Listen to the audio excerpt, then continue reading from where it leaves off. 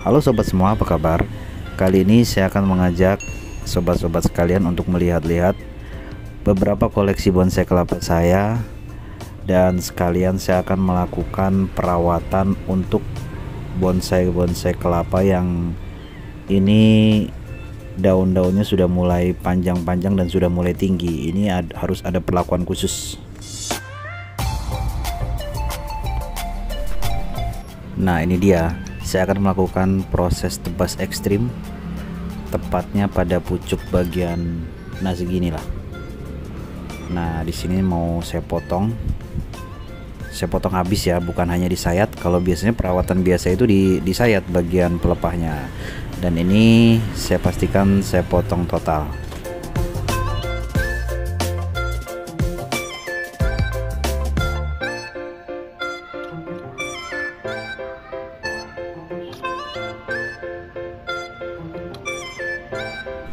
Pastikan teman-teman gunakan pisau khusus untuk sayat bonsai kelapa, atau juga bisa menggunakan cutter, tapi pastikan benar-benar tajam supaya tidak merusak bagian ujung pelepah yang masih muda ya.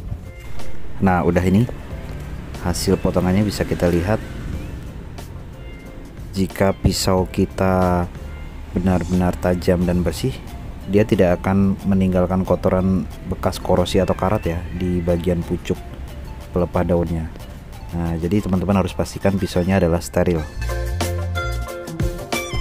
Teman-teman atau sobat sekalian mungkin ada yang bertanya, untuk apa perlakuan khusus melakukan tebas ekstrim seperti yang saya lakukan tadi?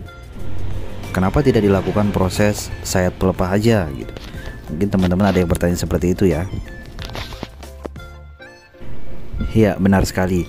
Jadi proses sayat pelepah itu adalah bagian dari merawat atau memproses sebuah bonsai kelapa agar menghasilkan pelepah yang pendek dan kerdil.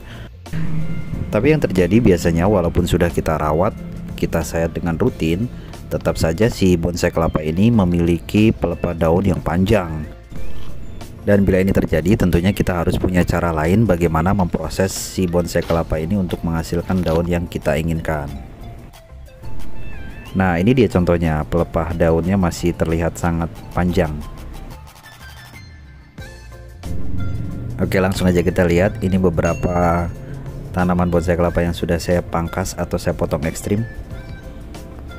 Dan ini adalah dedaunan dari sisa-sisa potongannya. Bisa teman-teman lihat ya.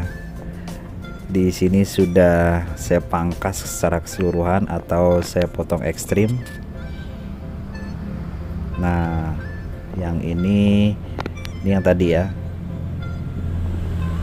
Ini juga sudah saya potong. Saya sisakan yang ini. Nah, ini juga saya sisakan. Nah, teman-teman bisa lihat di sini. Ini adalah tanaman bonsai kelapa gading orange. Ini saya perlakukan dengan proses tebas ekstrim dan hasilnya lumayan. Di sini bisa dilihat pelepahnya sudah mulai memendek dan batangnya juga mengerdil. Nah, ini adalah hasilnya ya teman-teman. Bisa kita lihat sama-sama. Nah, ini tidak hanya saya sayat, tapi saya lakukan tebas ekstrim waktu itu, dan hasilnya adalah seperti ini dalam kurun waktu kurang lebih sekitar 1,5 tahun mungkin ini ya usianya. Tapi yang perlu teman-teman ketahui juga, setelah dilakukan tebas ekstrim, perawatan rutin berupa penyayatan itu tetap harus dilakukan ya. Jadi tidak bisa kita biarkan begitu aja, karena kalau kita biarkan ya hasilnya akan kembali lagi.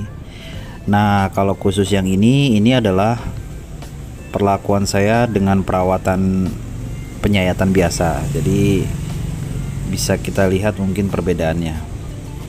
Ini juga saya lakukan penyayatan biasa tanpa melakukan tebas ekstrim. Daunnya bisa mulai memendek, tapi mungkin tidak bisa sependek kalau kita lakukan proses tebas ekstrim tadi. Dan usia dari masing-masing bonsai kelapa ini berkisar antara kurang lebih 2 tahun sampai 2,5 tahun ya. Jadi ya baru segini. Memang butuh proses dan waktu yang luar biasa lama, tentunya dengan ketekunan dan keenjoyan dalam merawat dari tanaman bonsai kelapa ini. Karena memang kita tahu untuk memproses sebuah bonsai kelapa hingga terbentuk sebuah pohon yang mendekati ideal itu butuh waktu yang memang tidak sebentar, dan memang proses yang cukup melelahkan atau detail pekerjaan yang benar-benar harus kita perhatikan.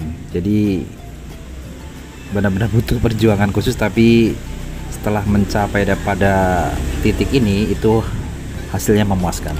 Silakan teman-teman coba di rumah ya.